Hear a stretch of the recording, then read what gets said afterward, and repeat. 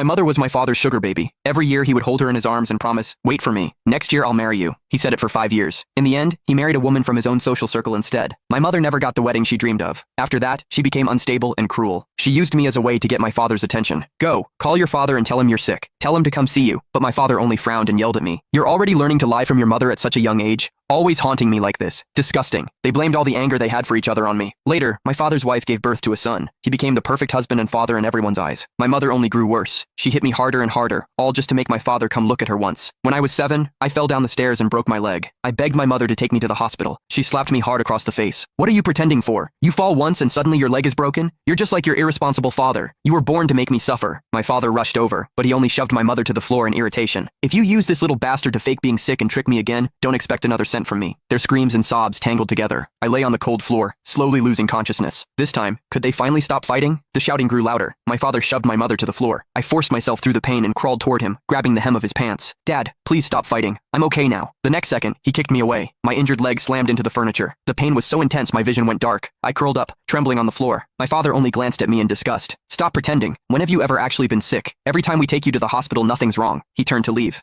My mother grabbed him with both hands. "What is that supposed to mean? He's your son too. You're really going to walk away and leave him?" My father yanked himself free. "You've taught this kid to do nothing but lie. He's exactly like you. Disgusting." My mother froze, a wild look flickering in her eyes. "Exactly like me? Weren't you the one who lied first? You kept saying you were going to marry me. If you hadn't promised me that, I never would have given birth to this child. Since you don't care about him, I won't either." My father shook his head indifferently. "Fine by me. I don't want him anyway." My heart clenched. Dragging my leg, I crawled back to him. "Dad, please want me. I'll be good. I don't eat much. I won't cause any trouble." For once, my father looked down at me. Maybe I looked too pitiful, or too much like him. For a moment, a trace of pity flickered in his eyes. He rubbed my head. "Don't learn from your mother anymore, but I have to go home and cook something nice for your little brother today. I can't stay with you." Before I could speak, he left. My mother collapsed on the floor, sobbing. When she finally stood up, she looked at me once, and walked away without hesitation. "Since even you can't make your father stay, you're useless to me too," she muttered. My instinct to survive made me want to grab her, but seeing her walk away without looking back, I lowered my hand in despair. The pain in my leg grew worse, tears streaming down my face, blurring my mind until I lost consciousness. "It hurt so much, Dad. I really wasn't lying to you." Slowly, the pain vanished. I tried to move my leg. To my shock, it actually moved.